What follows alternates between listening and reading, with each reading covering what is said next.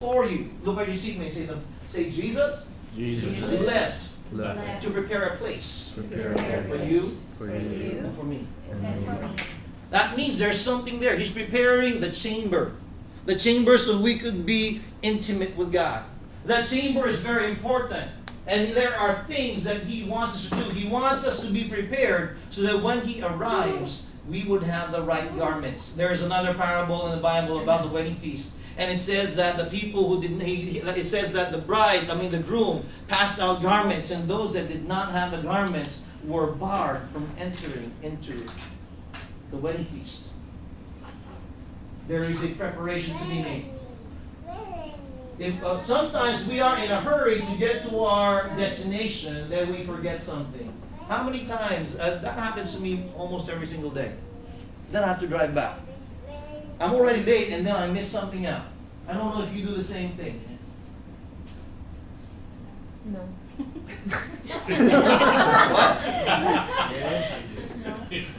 I remember when I was a missionary in the island of Palawan, we had a mission team, and our missionary team leader had a wife that was a principal of a Christian school. We were in such a hurry to get to school that she forgot to wear her skirt. No way. She stepped out of the house and she had her half slip, her slip.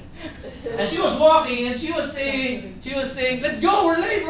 She had her blouse on, she had her slip on, but she forgot her skirt. And they were saying, come on back. The girls were saying,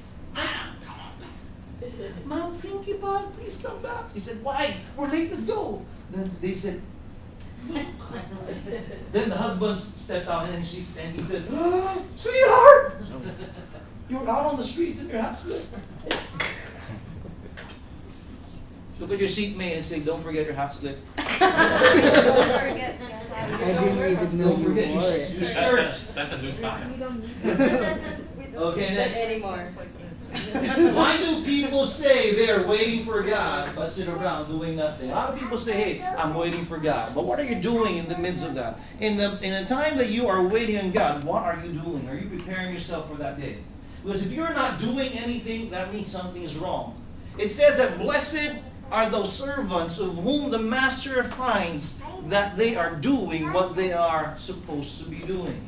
For those servants that are watching, for those servants that are working, he said, blessed are those servants. He said, the master will make them sit down at a table.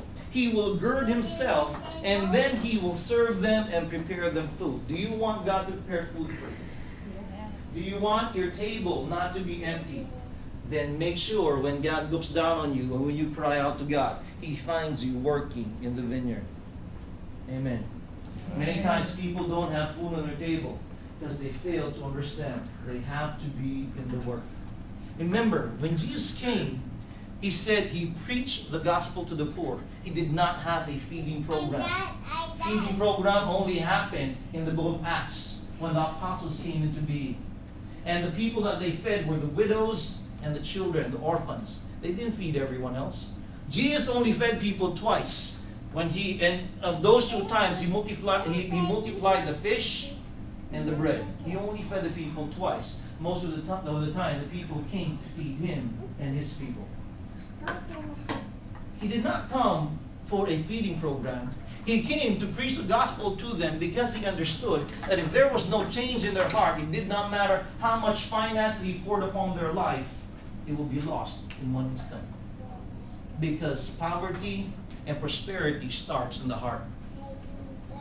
Whatever is showing and manifesting outside of you is only a true measure of what you have stored in your heart. Have you seen people who are rich, but you look at them and they look like they're poor?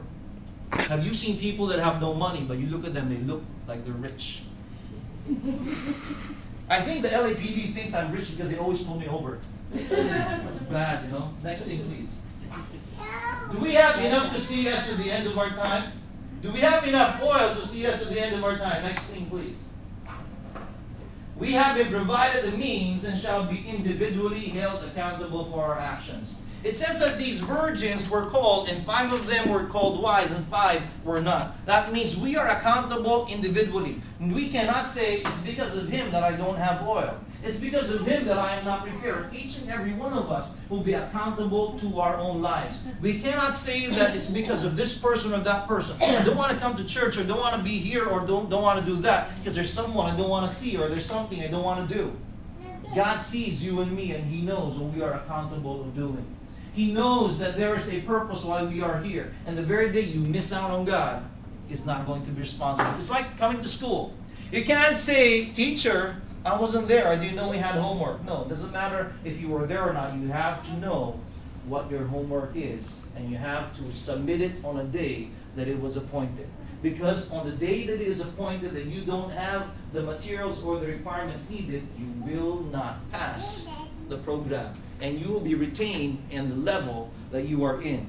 It's a good thing if you only wait for 1 year. What if the cycle that comes into your life takes another 7 years? What if it takes another 40 years?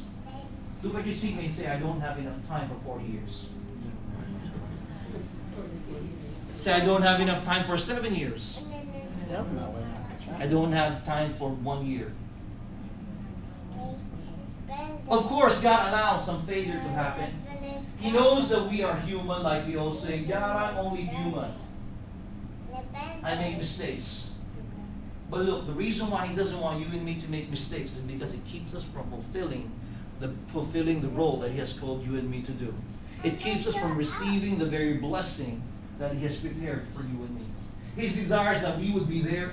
Maybe His desires to change your zip code from a place where the cops are always there every day to a place where they don't need to be there because it's safe. He wants to bring you to a place where cops is not live where you live. You only see it on TV. He wants you to be in a place where you can be a blessing. It's always better to have more than enough, because when you have more than enough, you have more than enough to bless others with. The book of Psalms says, He prepares a table before us in the midst of our enemies. And He says, our cup runs over. Which means there's more than enough to share with others. And that's His desire. That you would not pray just for yourself, that you would pray for those who are around you. Every individual should always and will always have more than enough. And that's God's desire. When He bless you to have more than enough. When He bless this church, He blesses this church to have more than enough. Men and women will be drawing from those who have the oil, who have the light. If there's nothing that can be drawn from you, that means you need more. Next, please. Our capacity to purchase oil will never help us on the day of accountability. God has ordained that everything that you would need, or everything that He has given you, will be totally consumed on the day that you go to heaven. Paul the Apostle, when he was writing to Timothy, he said, I am like a drink offering being poured out. Everything in my life is being poured onto you, Timothy. It is being poured out onto every person that has been discipled by me. Where are you pouring out your life? Is your life being poured out to someone else? Is your oil being passed on to someone else? Remember, Elijah just prayed. And when Elijah prayed, he multiplied the oil. And he allowed that servant, or the wife of that servant of the Lord, to have more than enough so that they could pay their debts and get their children out of possible enslavement. Look at your seatmate. God has blessed you and me. God has blessed you and me.